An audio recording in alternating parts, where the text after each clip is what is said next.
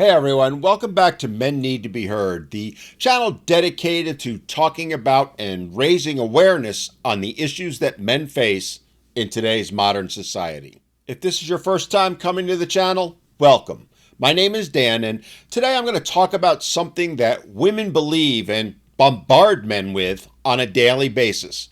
The belief that, as the ladies love to put it, they don't need no man. And we all know how the ladies love to run around declaring how strong and independent they are. How, as I said, they don't need no man, and indeed that the world would be far better off if there weren't any men at all. It's something that they talk about all the time and even go so far as to post videos on social media every day, making sure that men know that that's what they believe. It's something they try and bludgeon men with in order to try and hurt them or make them feel bad. Maybe even to make men hate themselves, which for the life of me, I don't understand. But it begs the question, what if? What if men suddenly disappeared off the face of the earth? The reality is that this is really just another example of how toxic today's modern women are towards men, how they don't appreciate them. Not to mention how delusional they are as well. Because while some will eventually say, hey, we're just kidding, the sad truth is many women believe it to actually be true. Which is why they run around so often saying how much better the world would be if there was only just women. How it would all be peace, love, and kumbaya. How all of society's problems would instantly disappear. How the world would be perfect, a perfect utopia, a veritable Garden of Eden, if you will. One run by Eves and only Eves. But is that reality, or is it just pure fantasy and wishful thinking? Is it a fact or is it feeling? Today I'm going to tackle that provocative and unsettling claim, the one that so many women believe, the one where they say the world will be far better off if there were no men.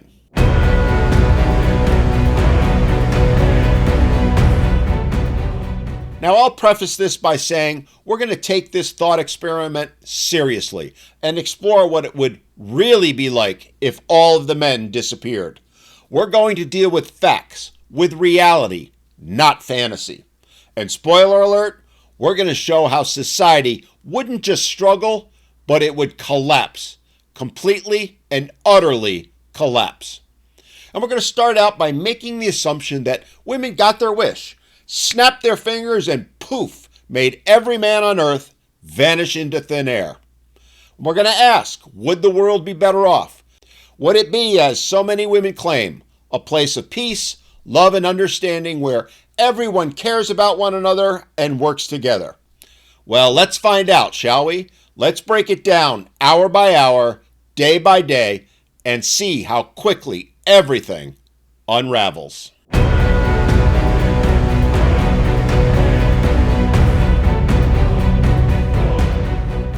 Let's start with the immediate impact. Within the first few minutes to an hour, chaos would begin to erupt. Airplanes would almost immediately start falling from the sky, mostly because nearly 75% of airline pilots are men. Air traffic control, well, I hate to break it to you ladies, but that's also dominated by men. Without their help and intervention, crashes are inevitable. And that's just one small example. Add to it, there'll be little to no emergency services to handle the erupting disaster, as, yep, you guessed it, those are manned, pun intended, mostly by men. For example, any fires that occur would be left to rage uncontrollably, as there aren't anywhere near enough women firefighters to handle the load. Utilities, they take an early hit too. Power plants, water treatment facilities, nuclear facilities, and the electrical grid in general would all almost immediately be affected, as they rely so heavily on male technicians and engineers. Sure, the systems may hold for now, but they're running on borrowed time, and that's only the beginning.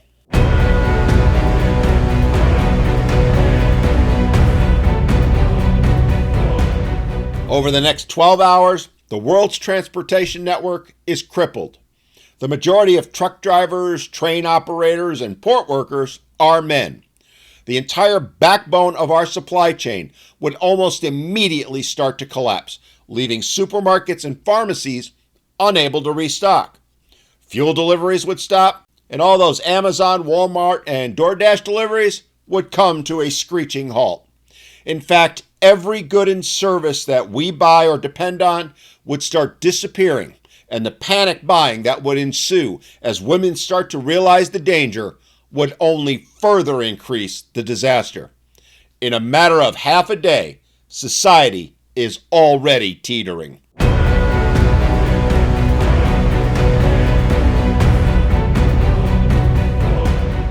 By the end of day one, telecommunications are failing.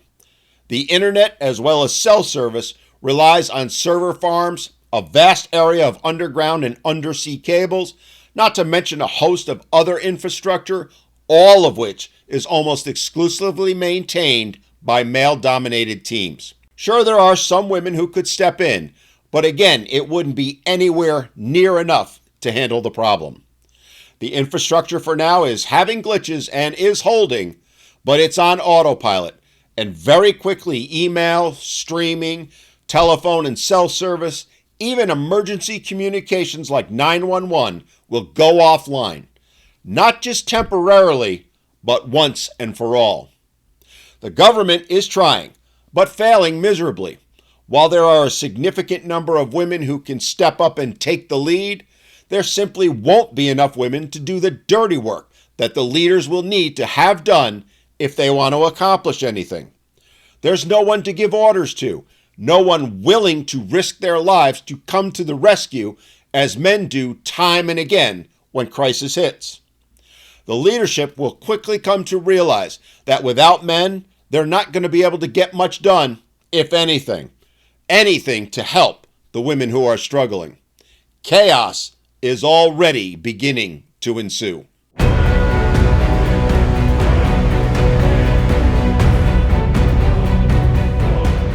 On day two, things are getting bad, but the reality is really now going to start smacking women in the face.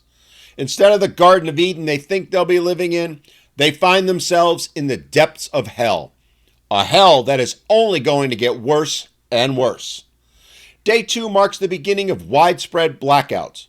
Power plants require constant oversight, and the absence of skilled workers is felt. No power means no refrigeration, no heating, or medical equipment. There's also no more TikTok, Pinterest, or Instagram for the women to post those videos they so love to make, bashing men and telling them that they don't need them. Instead, they're starting to realize that maybe, just maybe, their wish to do away with men wasn't such a good idea. Reality further sets in as they find themselves trapped. There's no gas for cars, no electricity to recharge the batteries in their EVs. There's no microwaves or stoves to cook with, no washers and dryers to clean clothes with. The things that women take for granted, that they use every single day, the things that men provide which make life relatively easy for women in today's society, are all starting to fall by the wayside. Modern life for women as they know it is grinding to a halt, and soon they'll be living as they did in the Stone Ages. Only this time, there won't be any men around to protect them. But as bad as that sounds, it's only going to get worse.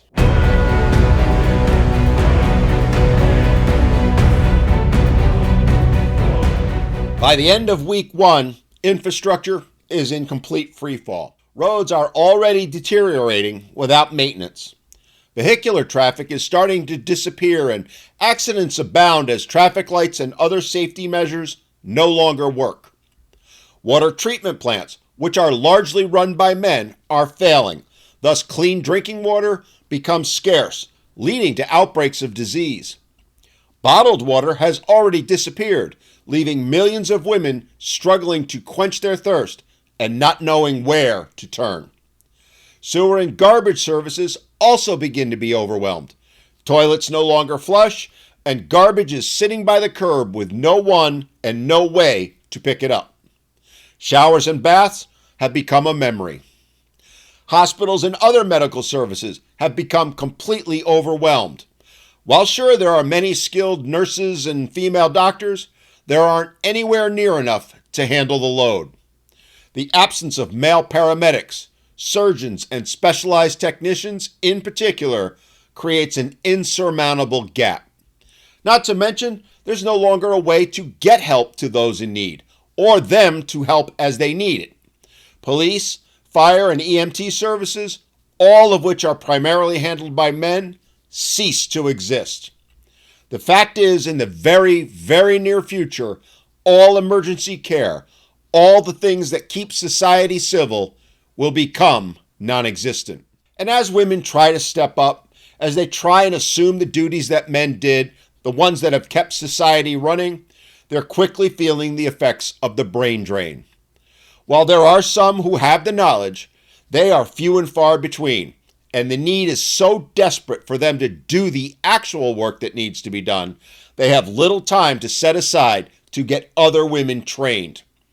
Add to it, women start coming to the realization just how much backbreaking, exhausting physical labor is involved to keep society running. Nails are going to be broken, hair's going to be messed up, and high heels, well, they're going to become a thing of the past. And with machinery largely falling to the wayside, the work becomes even tougher. Women now quickly have realized that there aren't enough of them to do the job, nor anywhere near enough of them even willing to do the job, just as it is now when men are in society.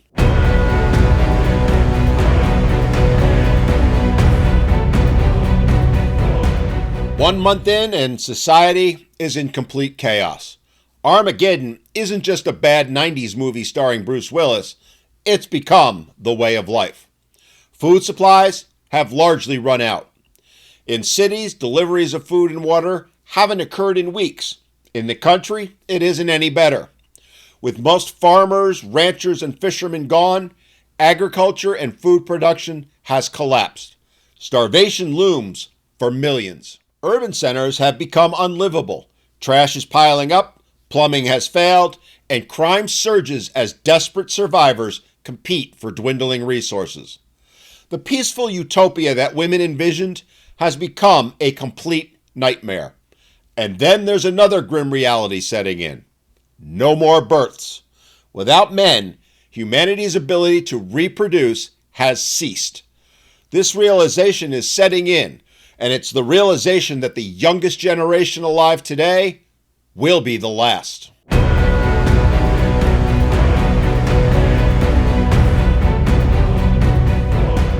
Six months in, and we've reached desperate times. Survival is the only focus. Communities are fractured. Women are doing their best to rebuild, but the loss of half the population and most of the specialized labor force is insurmountable. While armies and wars have stopped, they've been replaced by gangs of women preying on others in ways that make the typical corporate catfighting and backstabbing that women do seem like walks in the park. The future is bleak at best, if they can even think about it, as they struggle just to make it from one day to the next. Automation and artificial intelligence could help, but again, those systems need to be built, maintained, and updated.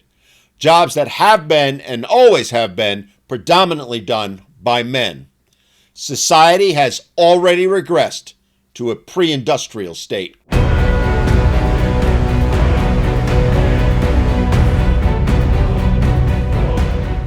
After 1 year, modern civilization as we know it is gone. Power grids are offline, cities abandoned, and clean water is a rarity. Starvation, disease, and violence have reduced the global population dramatically, and those that do survive are living in a constant state of fear. The remaining population of women faces an unchangeable truth: there will be no new generations. Even cloning or artificial reproduction requires male genetic material, which is now absent.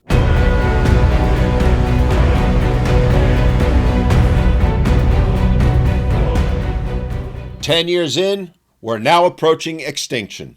The youngest survivors are now adults, but without advanced medicine or infrastructure, Life expectancy has plummeted. Older generations of women are being sacrificed by the younger ones, trying to survive on the meager resources that are available. Natural disasters and environmental degradation go unchecked, further decimating the population. The female utopia, indeed all of humanity, is on its last legs. The idea of rebuilding is a distant memory. It's not if, but when. Extinction is inevitable.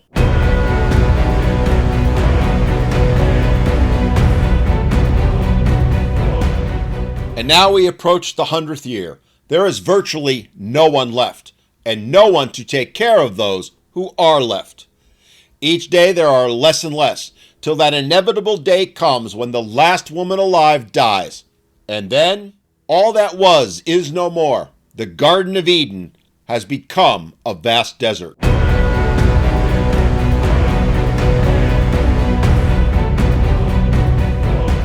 A dismal scenario, to be sure. But what does this thought experiment teach us?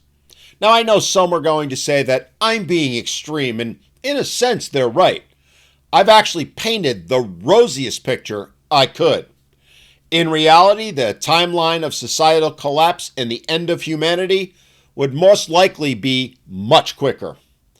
The hell that I've portrayed will seem like that utopian dream that women have compared to what will really happen.